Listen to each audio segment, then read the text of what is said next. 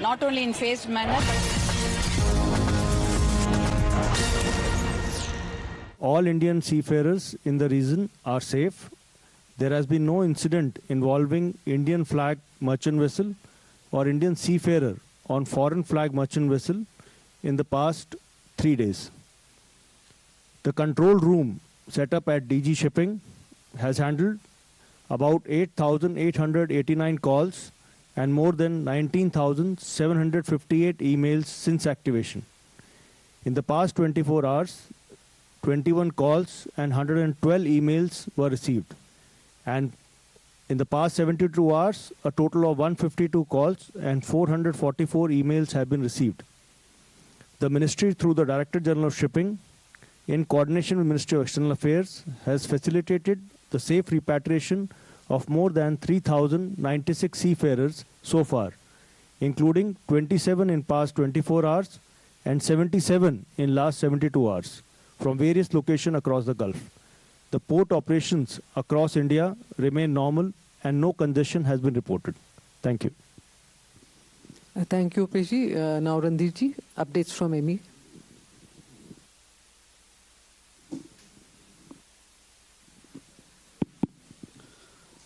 From my side, I don't have an update to give. We are following developments in the West Asia region, and as and when we have those developments to be brought before you, we have been issuing statements and press releases to keep you abreast. For more details from our side, from MEA, we have my colleague here, Asim. He'll update you on the matter. Good afternoon. Ministry of External Affairs continues to closely monitor the developments in the Gulf and West Asia region.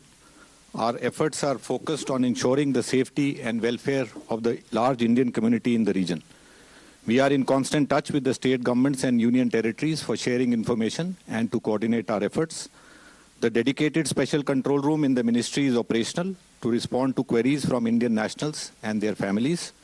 Our embassies and consulates in the region are operating round-the-clock helplines to provide timely assistance to Indian nationals. They are proactively assisting our citizens. They are also in close touch with the local governments. Regular advisories are being issued, including information related to local government guidelines, flight and travel situation, consular services, and the various welfare measures being undertaken for the community. Our missions are actively engaged with the resident Indian community. They are regularly interacting with the Indian community associations, organizations, professional groups, and Indian companies to address their concerns. Welfare of Indian seafarers in the region is of high priority for us. Our missions are extending all assistance to them, including coordination with the local authorities and agencies, extending consular assistance, and assisting for requests to return to India. An update on the status of flights. The overall flight situation continues to improve, with additional flights operating from the region to various destinations in India. UAE airspace is open. Indian and UAE carriers are operating flights from UAE to various destinations in India. Flights are operating from various airports in Saudi Arabia and Oman to various destinations in India. Qatar airspace is partially open. Air India Express, Indigo, and Qatar Airways are operating flights from Qatar to various destinations in India.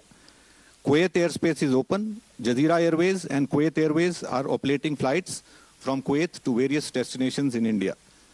Bahrain airspace is open. Air India Express, Indigo, and Gulf Air are operating flights from Bahrain to various destinations in India. Iraq airspace is open with limited flight operations to destinations in the region, which can be used for onward travel to India. Iran airspace is partially open. We have advised Indian nationals to avoid traveling to Iran and urge those already there to leave with our embassy's support. So far, our embassy in Tehran has facilitated movement of 2,549 Indian nationals out of Iran through land border routes. Israel airspace is open and limited flight operations have resumed to destinations in the region, which can be used for onward travel to India. Thank you. Thank you. Now we'll take questions. We'll start with the first row. Ma'am Brahma Prakash Dubey ji news से मेरा सवाल Sujata ma'am आपसे है कि प्रधानमंत्री ने भी कल अपील की है देश के लोगों से, आपने भी कहा है कि ऊर्जा बचाएं, देश के लोग सहमे हुए हैं, थोड़ा क्लियरिटी जानना चाहते हैं, क्या कोविड जैसे हालात बन सकते हैं? तो क्या इसके लिए आप राज्यों को और शहरों को भी कहेंगे कि भाई शेयरिंग बेस पर कैब लें और बाकी तरीकों से, अलग अलग तरीकों से ऊर्जा की बचत करें? और दूसरा, खबरें लगातार ये आ रही हैं कि जरूरी वस्तुओं के दाम बढ़ सकते हैं, तो इसकी क्या संभावना है? क्योंकि लोगों में क्योस फैल रहा है, जिस तरह से कल अपील भी की गई। तो इन दोनों को लेकर आपसे क्लियरिटी। एक सवाल मेरा विदेश मंत्रालय से है कि जिस तरह से ऊर्जा ज़रूरतें हैं भारत की, आप कई देशों से कोऑर्डिनेट भी कर रहे हैं, तो क्या कच्चा तेल जो है क्रूड ऑयल और भी देशों से भारत कोशिश कर रहा है, रूस जैसे जो मित्र देश हैं, या किन देशों से कोशिश हो रही है, या फिर ये क्राइसिस बढ़ सकती है? एक फर्टिलाइज़र को लेकर एक सवाल मेरा अपर्णा मैम से है कि देश में बड़ी तादाद में चूँकि खाद की, जो फर्टिलाइज़र की ज़रूरत है, तो क्या आने वाले दिनों में खाद के भी दाम बढ़ सकते हैं? किसान तैयार रहें या फिर क्या स्थिति है? Thank you. मैम, मेरा नाम अनुवेश रथ है, मैं जी बिजनेस से हूँ। सुजाता मैम से मेरा सेम सवाल है जो सर ने पूछा कि क्या इसका कारण ये भी है कि आगे चलते हुए ये वॉर को आप एक्सटेंड होते हुए देखते हैं, प्रधानमंत्री इसको देखते हैं, इसलिए उन्होंने कहा कि हमें अभी से कर्टेल करने की ज़रूरत है, या प्रेजेंटली हमारे पास अभी उतनी क्वांटिटी में नहीं है पेट्रोल, क्रूड, दूसरी चीज़ें, जिसकी वजह से हमें प्रधानमंत्री ने ये कल कहा?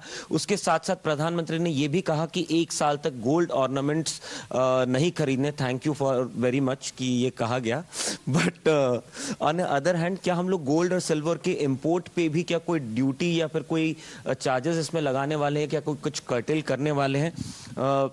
रणधीर सर से मेरा ये सवाल है, सर क्या ईरान के एफएम इंडिया आने वाले हैं ब्रिक्स समिट के लिए? अगर उसके लिए अगर आप थोड़ा क्लैरिटी दे दें।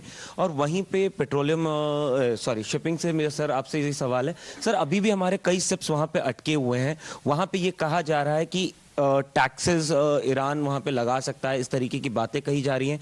उन शिप्स के क्या हालात हैं, उनके किस तरीके से एग्जिट प्लान कर रही है इंडिया इस वक्त, क्योंकि काफ़ी लंबा समय हो चुका है उनको वहाँ रहते हुए? Good afternoon. My name is Saptaparna Ghosh. I'm from The Hindu. Question to Sujata ma'am.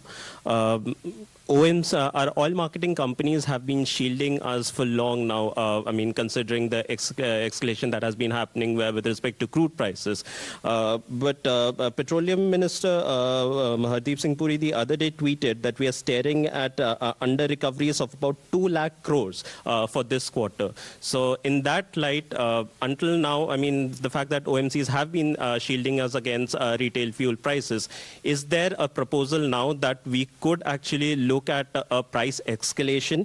And in order to avert that, just wanted to get some perspective if there's, I mean, if we are open to the idea, if there's any consideration for excise duty alterations, and also if we are also looking at a potential bailout package so that the shielding paradigm that has been, I mean, there since the war started, that continues to exist. If you could please get some perspective. Thank you.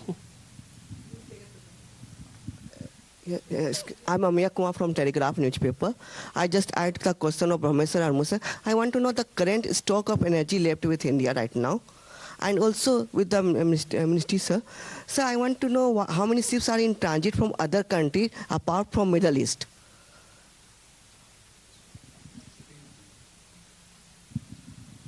मेरा नाम सुभाष रतुड़ी है dynamite news से, और मेरा सवाल जो Sujata ma'am से है, जैसे पीएम की अपील पे ये बोला गया कारपूलिंग कीजिए, सार्वजनिक वाहनों का इस्तेमाल कीजिए, तो क्या सरकारी बैठकों और जो यात्राएं हैं उनमें भी कोई फ्यूल एस्ट्रोटी लागू करने की कोई योजना हो सकती है?